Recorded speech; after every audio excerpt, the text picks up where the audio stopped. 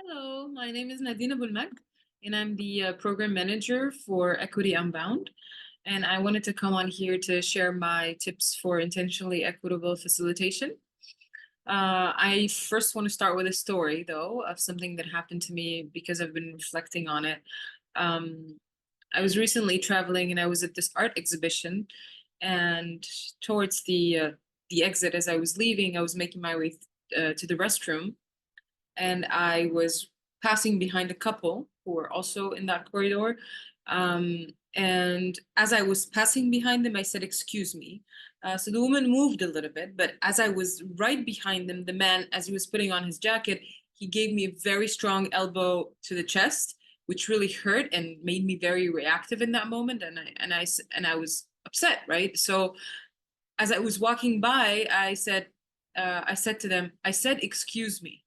And I just walked because I didn't really want to fight. I didn't want an argument, but I was also very upset in that moment and in pain, right? And I walked, and as I was already in the restroom almost, the woman yelled behind me in a very snarky way, with a lot of attitude. She said, "Oh, he's deaf, so he didn't hear you." And I don't know why she said it in that way. And in that moment, I also didn't really understand what was going on. Is he really deaf? Or is she just saying this to be snarky and to make me also feel bad because I also said my comment with a bit of an attitude? But I kept thinking about it, and I was really confused about what just happened. And so as I was walking out, I thought I would look for them again, and to just see what's going on, to kind of maybe try to figure it out, or maybe talk to them and figure something out, right? Like, because I couldn't just leave it like that. And finally, as I was walking and looking for them, I found them, and I saw the man had a hearing aid in his ear. So immediately I went up to him and I said, "Excuse me, are you really hard of hearing?" Um, and he said, "Yes, I am." And I said, "I'm really sorry about what happened. I thought you heard me as I was walking and said, 'Excuse me.'" And he said, "No, I really didn't hear you." And again, so I said, I'm sorry. I didn't mean to snap like that, but I was in pain because you hit me." And then he said he's sorry that he hit me, and that he didn't hear or see me when I was walking by. And then we, walked away smiling and so on, and it was totally fine.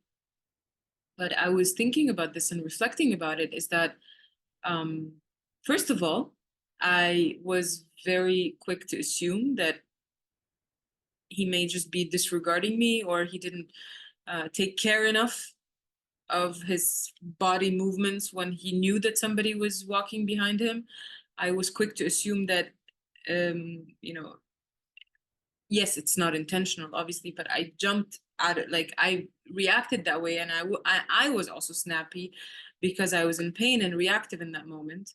Um, so when I was reflecting, and what's important also for us here to realize, is that we should always first assume that they didn't hear us, or they didn't pay attention to what we were saying, or it wasn't very clear to them, or any of that, as a mindset shift, right? Because also I immediately thought the woman was giving me attitude or being snarky, and I didn't even think that maybe in that moment she was also tired of maybe saying this a lot, or maybe similar situations are happening to them frequently, and in that moment she was just really emotional and upset that this has to happen to them a lot, and she was just kind of upset, emotional and upset as well. But I didn't take it like that, obviously, because I didn't know, I didn't have the full picture. And immediately I thought she was just giving me attitude or being disrespectful or snarky or whatever. So I'd like to also share and remind us that in our sessions, while we're facilitating, while we are giving any instructions for participants to share, or asking them, right, to participate in any way, to make our instructions very clear, to say it loud and clear, in general, and in terms of accessibility, to also write our instructions on a slide deck, to write it also in the chat. And if we write our instructions on the slide deck, obviously share the link with the participants beforehand, to also give them a minute to grasp and to understand what's going on. It's not just for those with accessibility needs, for anybody who is joining online or from, they're not in the same space, or in general, people need a minute to grasp what's going on, to understand that you're asking them to do something. So give it some time. And also, if they don't interact immediately, or they don't answer, or they're not as responsive as you're hoping they would be in that moment, again, don't assume. First, assume that maybe they didn't hear you, maybe it wasn't clear enough for them, or maybe they're just still thinking about the question you asked them, or maybe they're even away from their device in that moment, or they don't have the energy to interact or to answer your question right now. Any other reason besides the fact that they are on purpose disengaging, or on purpose being disrespectful, or any of that. So this is what I'm taking away, and I'm also, intentionally reminding everyone, because of this, also to be intentionally and mindfully equitable in our facilitation in that way. I have a couple of other tips very quickly. When we're designing visuals, I know alt text has been already mentioned in this series, and I don't want to mention it again, even though it would have been my first thing to share.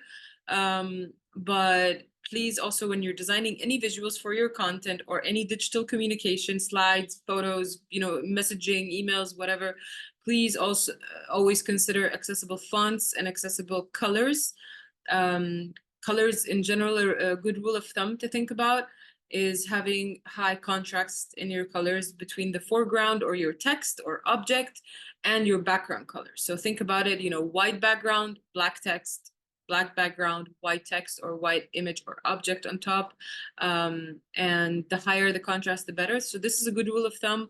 A very good tool that I always use and always suggest is the WebAIM contrast checker. It's fantastic. It will show you what colors go together and are accessible or not. This is especially for those who have a color blindness, visual impairment.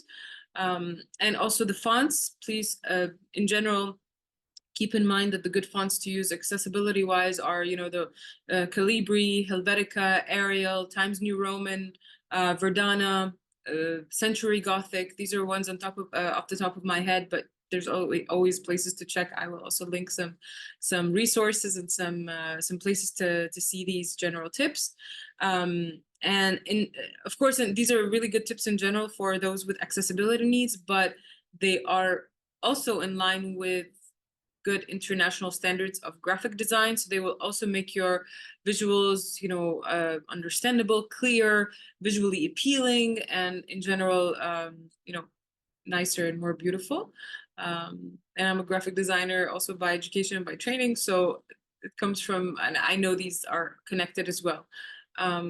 So that's it. Thank you so much. I hope this helps remind us all to be more intentionally and mindfully equitable in our facilitation. And thank you so much for watching this video, and take care. I'll see you around.